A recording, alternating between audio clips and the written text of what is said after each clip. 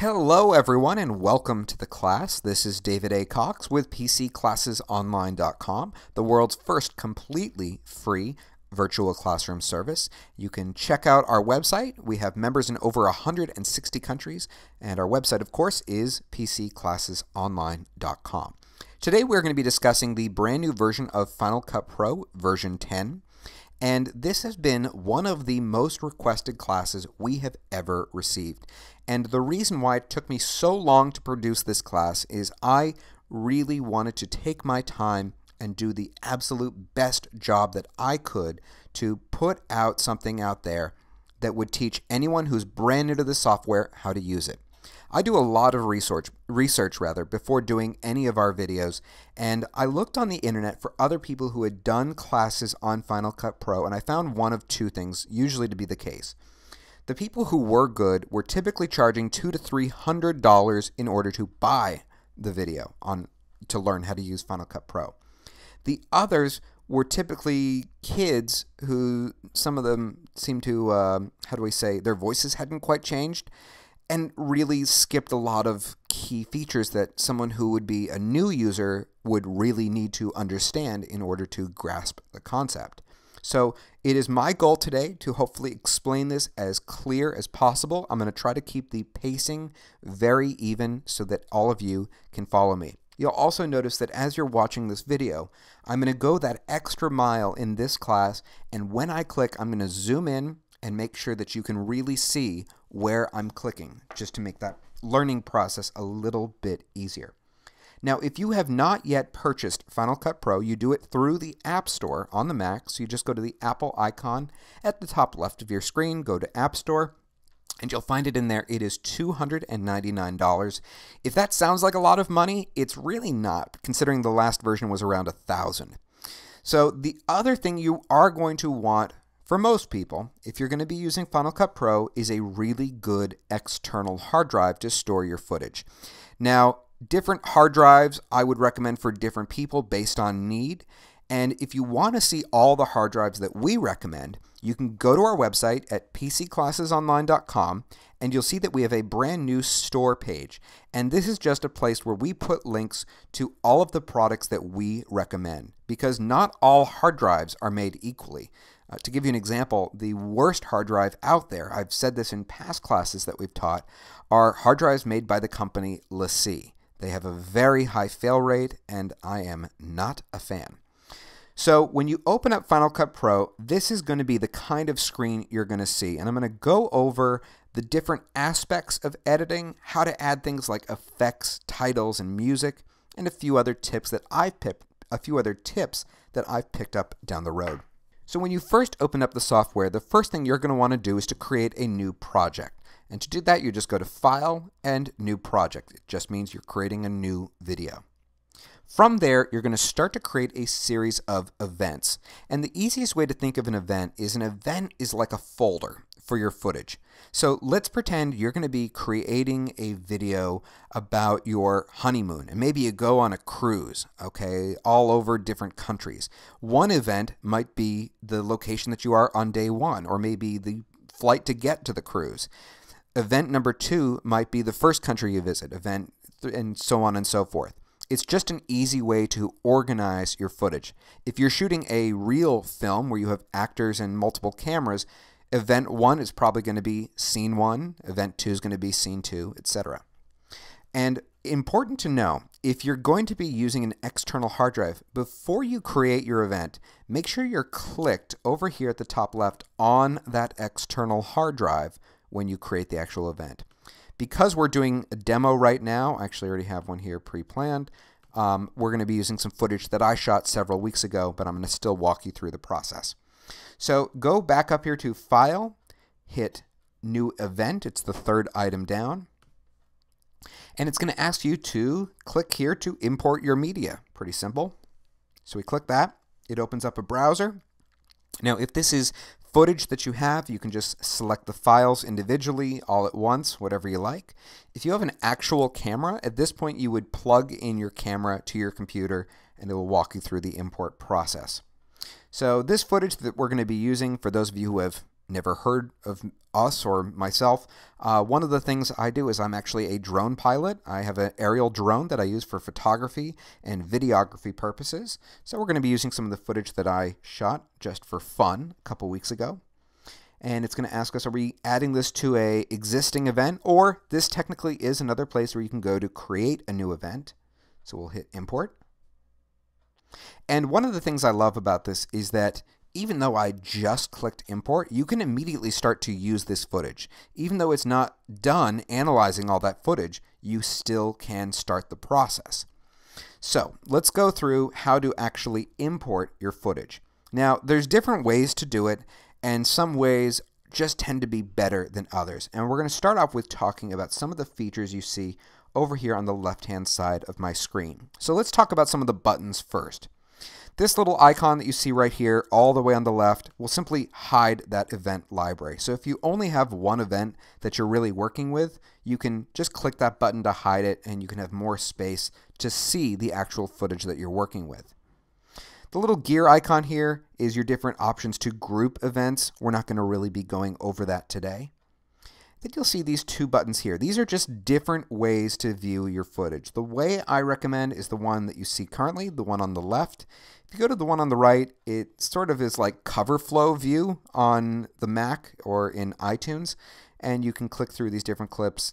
It just isn't, for me, as pleasurable, I guess, a way to view your footage, so I don't really recommend it.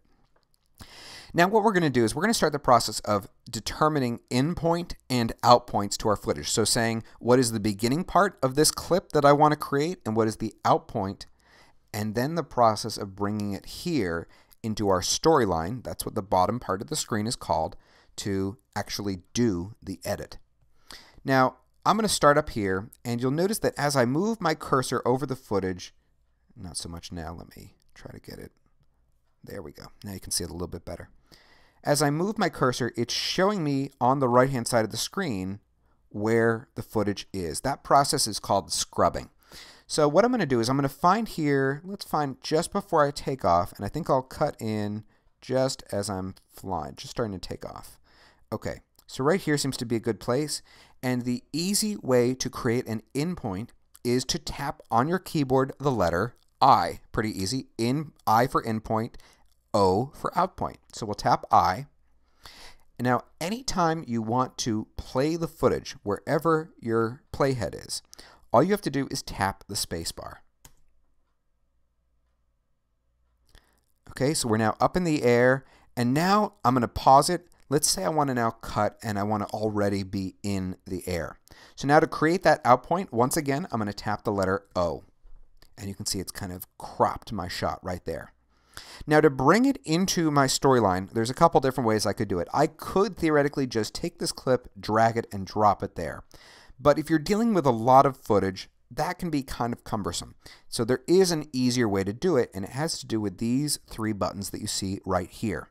Now, if you are on an American keyboard, I want you to look at your keyboard right now, and you'll notice that the letters Q, W, and E are all right next to each other. Those are the three shortcut keys for what I am about to show you. And if you ever want to change any of the shortcuts that I'm about to show you throughout this class, please stay tuned, because at the end I'm going to show you where you can go to find all of those shortcuts and also how to modify them. So here you'll see we have three buttons. The first one here is what you would, if you tap the letter Q, it's going to put it to the top part of your storyline. So typically, in most cases, that would be B-roll. So if I'm doing an interview, sometimes you have say you're interviewing someone who works in a restaurant, you'll have the interview, it'll go back and forth between the subject and the person who's asking the questions, and then you'll cut to B-roll of them in action, waiting, okay? Waiting tables.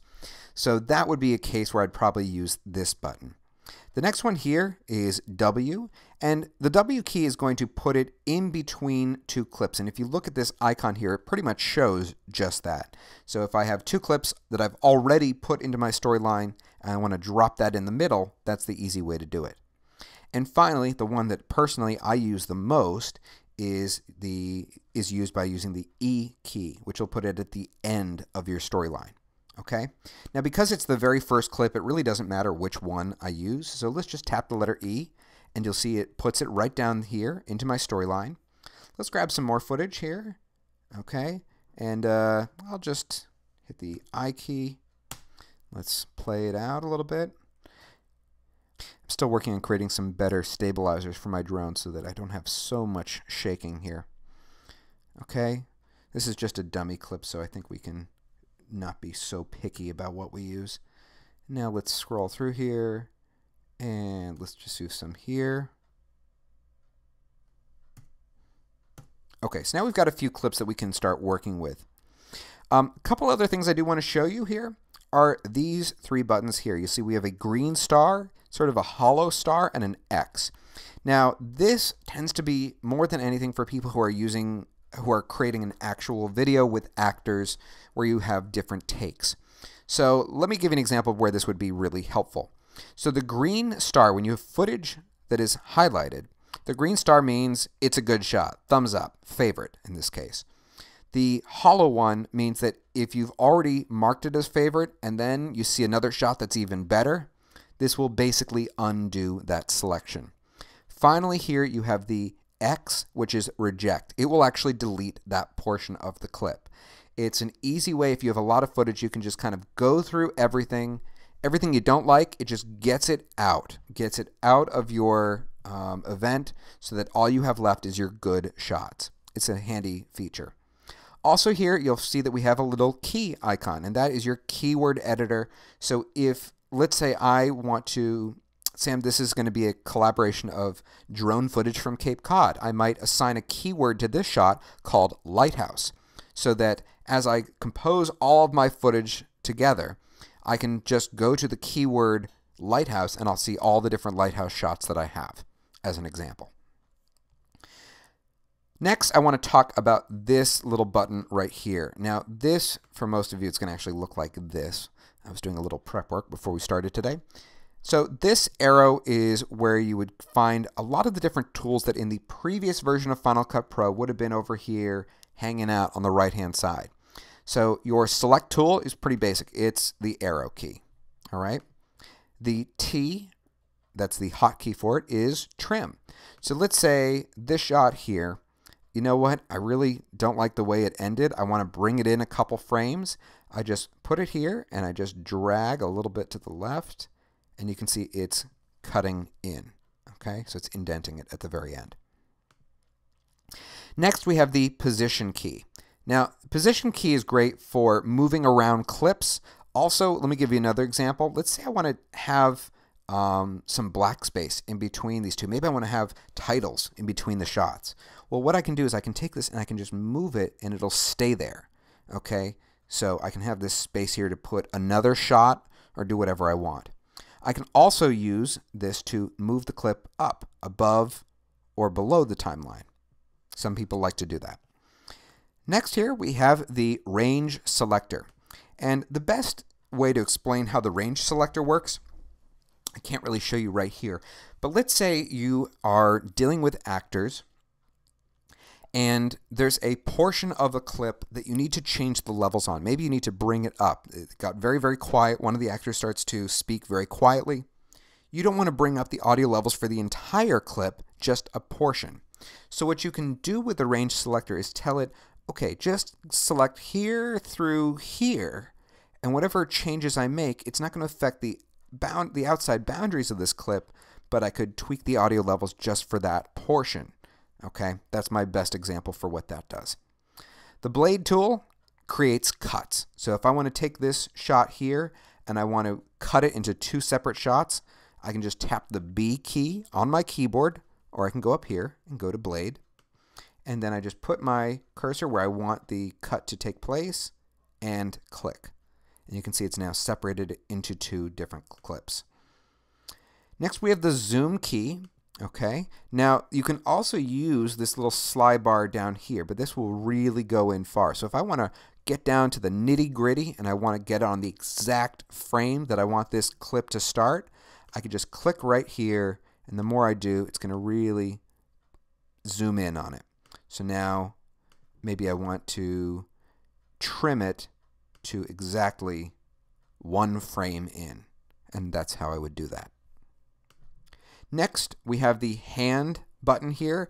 Don't know really many people who actually use this, because if you're on a laptop or if you're on a desktop and have a Magic Trackpad, you can just use multi-touch to kind of go back and forth. Other than that, it doesn't really play much of a role. So personally, I almost never use that. Now let's get to over here on the right-hand side and some of the different tools that we have. One of the ones I want to go over today, and this is definitely something that I would normally teach in a more advanced class, but I want to talk a little bit about color correction, especially a trick that is going to, for those of you who use this kind of tool, is going to be very, very helpful. So let's say I want to color correct this clip. The way it is right now, this is the raw footage. It's kind of bland. We can brighten up all the different colors. Here's how you do it. Go to this little magic wand icon here. And you can see what we can do is we can go to Show Color Board. And now over here at the top right, where I would normally have the inspector, I'll show you that in a little bit, I can deal with the saturation or the color, and there's a couple of different dots here. So the black, the gray, and the white, these are your shadows, midtones, and highlights. So you can see that if I play with any of them, it changes the overall look of my footage. Okay, so this is going to warm it up a little bit. Actually, when you warm this up a little bit, it looks almost older. I can change the midtones, make those a little bit darker, take the highlights, get them however I want them to be. Just give it an overall different look. And this one right here is kind of your master. It's the global settings. So if you want to give the whole shot a real twist, if you want to tint it, this is one way that you can do it. Usually, though, when you use this feature, you're going to have to tweak these as well to give you that really perfect look. You also can go over here to saturation and have access to the same thing. So one of the tricks I always use in my clips that I do is I always up the saturation. More than anything, I usually deal with the shadows, but let's see how it does here. Okay, so it's really just making certain colors pop. If I want to tweak it a little bit, you can see right now I'm dealing with the highlights. When you up the highlights more than anything, I find your sky gets to be that really perfect blue shade. The shadows, we can see how those look. So now we've got that kind of very interesting look to it. Okay, so we've got that. That is one of the key things I wanted to show you in regards to color. All right, now here's one other key critical part I want to show you. Now when you're not here in color mode, you're going to have this little button right here, which is your inspector. Now, normally on the Mac, when you go into the inspector, it's almost always a lowercase I in a circle. For some reason, on Final Cut Pro, it looks like this icon right here. So this is all your different effects that you've got going on. So whether you're dealing with color correction, or if you're like me, you're going to be dealing with stabilization as a drone, or a rolling shutter effect. As you're doing this and you're adding different effects to different shots, especially color correction, you're going to find that you're going to have to, theoretically, you want to make this effect consistent for all of your videos. So let's actually move this clip over just so that it's right next to our, just so it's right next to the other clips here. Now, right now, these shots look completely different. And instead of having to go through every single shot and color correct every single shot, there is a way that you can apply every effect that's on this clip to the other clips. Here's how you do it. If you were doing a Word document and you were going to do this, you do copy and paste, right? And everyone knows copy is Command C and paste is Command V, as in Victor. It's very similar, but not quite. The way you do it is you highlight your clip here so that it's yellow. You're going to hit Command C on your keyboard. And now, for whatever reason, it's ever so slightly different. It's Command Option V. And as soon as I do that, you'll see here, now this clip has the exact same color match, so it really does look very consistent. And I can do it here too. Oops, sorry, I hit the wrong key. Right here. So Command Option V. And now this shot, there we go, has the same color tone to it. Really handy trick to know. Command C to tell it what clip you want to use as the base. Command Option V to apply it to other clips. Okay, a couple of other things I want to go over here. Let's go over these different options right here. Okay, we're not going to go over every single one of them because we don't have time, but we're going to go over the key elements here. Okay, the first one you see here is for different audio and video effects. So sometimes you might be working on video and you want to make it look a little different, a little funky. Okay, well, there's a whole bunch of different ones that come with Final Cut Pro. You'll see on my screen here a few that actually don't come with Final Cut Pro. I'm going to give you tips on how to get access to those at the end of this class. It's a really handy trick. So let's say I want to make, let's see, let me find one that looks good.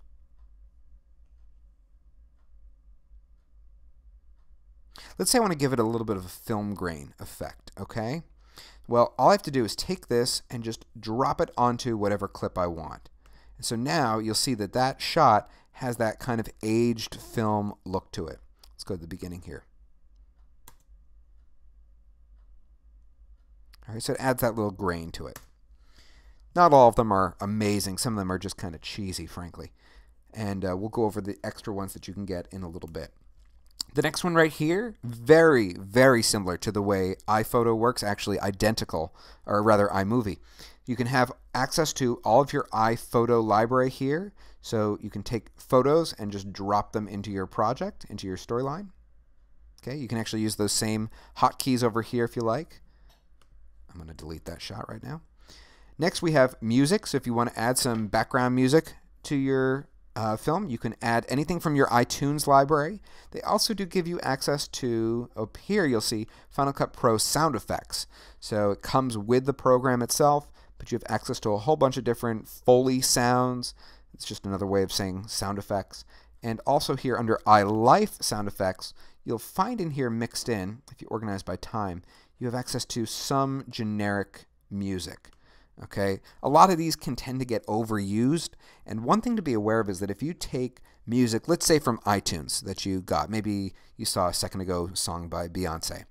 If you take a copywritten song and you put it into your video and then upload it to something like, let's say, YouTube, the one thing you should be aware of is that technically speaking, you're not really supposed to do that because of copyright laws. Now, I've done it in the past with certain songs, and I get an email from YouTube saying, we're not going to allow your video to be viewed on a mobile device. So you can't view it on an iPhone, you can't view it on an iPad. Other times, absolutely nothing. I don't get any grief from them at all. I recently did a video just of some drone footage, just for fun, and I used a song by Daniel Powter. And no problem, not even a notice of any kind, and it was fine. It can get to be troublesome, and by that I mean legally complicated if you make money off of it. If you're doing it just for fun, a lot of times they'll let it slide, but if you're doing it for promotional reasons, like if you make a commercial and you use songs by, let's say, Lady Gaga, you could get in trouble for actually doing that. So just please be aware before you go using copywritten music. Okay, next we're going to talk about is transitions. So now transitions, they have a whole bunch of them here. Some of them came over from iMovie, and there's a whole bunch of new ones too. And they work the same way that iMovie works at this point. If you want to add a transition, you just take it and drag it between your two shots, and that's it. So if I want to cross dissolve, I drag it between these two. It's going to render it real quick. And I hit spacebar, and it will transition from one to the other. You couldn't really see that because it's rendering. We'll talk about that in a little bit. There's a trick I want to show you about render times. T stands for text. If you want to add in text, whether it's going to be a title or a subtitle, some sort of a thing you want to have at the bottom, you can see here, once again, we have a whole bunch, if I'm here under all, a whole bunch of different options. Some of them can be a little funky. Watch out about getting too crazy with this. Same thing, by the way, goes for transitions. When kids work with things like Final Cut Pro and more so iMovie, they tend to get really crazy with the transitions, and they have things flying and popping out of everywhere. It can be very distracting to your viewers, so I recommend keeping it at a minimum. So for the most part, I use some pretty basic titles, nothing too funky. If you want to add a title to just text or to your shot, when you go to drag it on, you drag it on top of your shot. So see how I have a little purple bar there? Well, that's where that shot is going to stick. Come on. Sorry. Oh, of course I picked the wrong type of title to use. Some of these you can layer, some you cannot. Let's do this. Okay. So I can drag this on top of this shot, and you see my title is on top of the shot. To actually put in the text, all I have to do is click here on this little purple bar, and now I click over here, and my inspector becomes where I can type in text. And if you want to change things like the font, on most of these you can. I don't know if you can on every single one. I don't believe you can on every one, rather. You can go here, and you see we have a bunch of different options here, and you can sort of mix them up a little bit too. So let's say you like this platinum look. You can choose platinum and then change it from Helvetica to pretty much any font in your computer. So you can go crazy with that. Okay. And as you scroll down here, of course, you'll see all your different text options. If you want to align it to the left, the right, center, change up the line spacing, tracking, etc. That's all right there.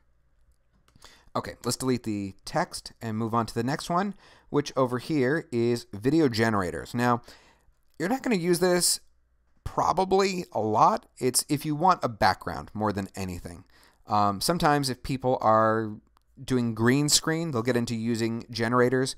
So you'd have a background of some sort that would replace a screen that you're standing in front of.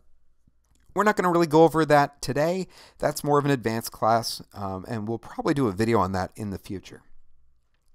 Now the next one we have here is for themes. So this is if you want all of your text and your transitions to kind of have a theme to them, you can do it here. So for example, if you want to use their stock documentary option, you'd click on documentary, you'd see their video generator for documentary, their transitions, and their titles. You by no means have to stick to this, and personally, I don't even really recommend it. But some people like it, and it is there if you want it. Now, you also see over here we have the universal symbol for share.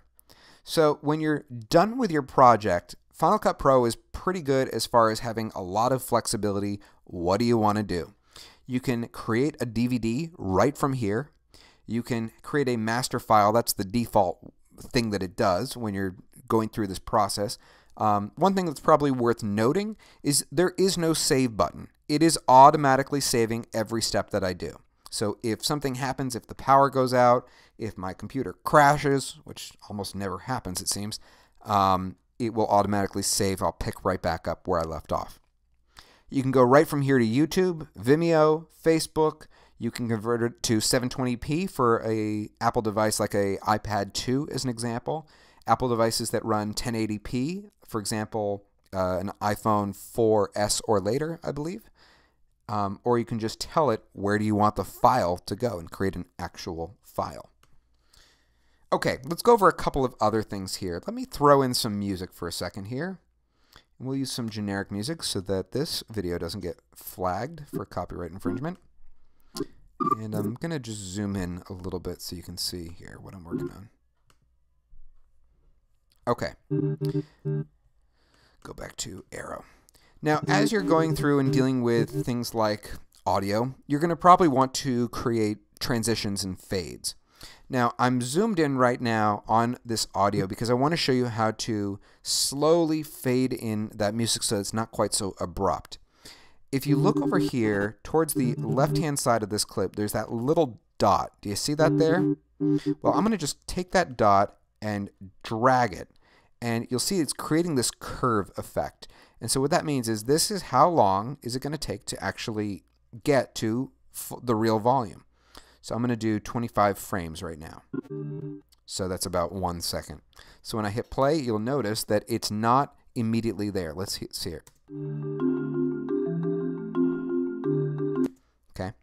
Now you can also create other points where if you want to adjust the audio, you can. I actually mentioned this when we were talking about the range selector. So let's actually just do that right now, just so that you have an idea of how this works. So I'm going to use the little range selector tool here, and just pretend with me, if you will, that this portion of the clip gets a little too crazy. It needs to come down a little bit. Well, with that selected, I can put my cursor on this little black bar right here and just drag it down. Let's see if I can do that. Okay. And it may be a little difficult for you to see this, but what it's actually done is it's automatically transitioned it. So it's not just going to suddenly play at 19 decibels lower. You're not going to even be able to hear it at that point. But it's going to transition down. It's also going to transition back to where it was before we started this. So if I play it, you'll hear what it sounds like. Okay, that was a horrible example, but I just want to show you exactly how that feature works. Now, as you're dealing with audio levels here, okay, you really want the audio to fall somewhere between -12 decibels and -6. If it's much more than that, it's going to start to distort. That's always kind of been the standard as far as where the audio should fall between.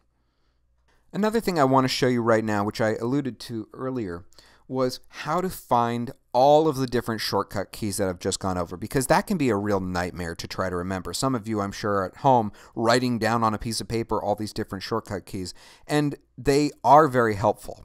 And here's the easy way that you can access all of them. On your keyboard, all you have to do is hit Option, Command, and the letter K. And that will show you your keyboard layout and what all these different keys do. So let's say I'm having trouble remembering what any of these keys actually accomplishes. So let's say I can't remember what does the letter E do. Well, I can just click here on E and it'll show you that when I don't use any modifier keys would be like Command, Option, Shift, etc. It's going to append it to the storyline. So it's going to put it at the very end of the storyline. Whereas if I hold Command and hit E, it's going to export using default share destination. So it's a good thing to have access to. You might even want to maybe even print this out. I don't even know if you can print it out, but it's a good thing to have access to. Command Option K reveals this screen. Now, the next thing I want to talk about has to do with rendering times.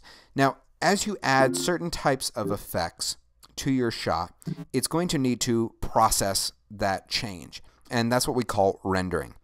And in the previous versions of Final Cut, what it would do is you'd have to hit Command R and it would go through, and it was very painful, and it would render each individual shot. Well, one of the big changes in Final Cut Pro 10, and I love this change, is it automatically starts to render it if you stop working.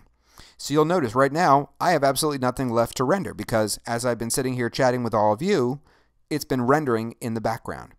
Now, here's where you can go to access those settings, and this is a good thing to go over. Go up to Final Cut Pro and go to Preferences.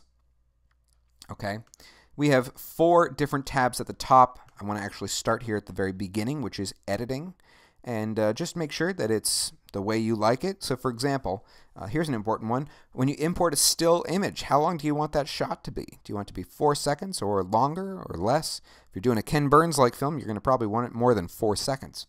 Transitions, the default time is 1 second. If you want it longer, you can click the little arrow up to go up or down to go down.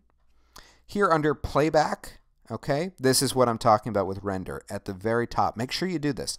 Go to check this box that says background render. Now by default, I believe it's actually at 5 seconds. And you'll find that there's not many times where you aren't doing anything for 5 seconds on your computer. So I put mine all the way down to 2, so that even if I'm taking a quick little break and just grabbing something on my desk, it still has time to do something in the background. It'll start that render process. Okay? A couple other things here you should probably check out under Import. You can check out these different settings here. You know, organizing it. Do you want to copy the files to the events folder? Importing keywords. I don't know. You don't really need many of these. Under destinations, this is the share button here. So if you want to custom create the different destinations, if you want to add some locations, you can do that too. Well, everyone, before we go, I have 2 other little tips that I would like to give you if you want to jazz up your project and add different generators and backgrounds, plugins, all sorts of different effects. There's 2 resources I would really like to give to you. The first one is a free option. It's fcp.co. You do have to join, you have to become a member, but they have tons of different forums where people post different plugins that you can download for free. Also, another one, these guys saved my butt when it comes to using my drone. These guys have every effect out there you can imagine. If you're creating something a little bit funky, maybe a music video, something with a lot of action, be sure to check out their website. It is fcpeffects.com. Everything you can imagine you'll find there. Well, that does it for today. I hope you enjoyed this class. If you happen to be watching us on YouTube, we really do appreciate it. If you click that little like button, leave us a comment below. If you're watching it on our website, if you liked it, leave us a comment there. And please be sure to check out our website and join if you haven't already done so. As I've said several times, we are a completely free service. We teach live and pre-recorded classes. You can check those all out on pcclassesonline.com. This is David A. Cox. You all have a wonderful day, and thanks for tuning in. Bye-bye.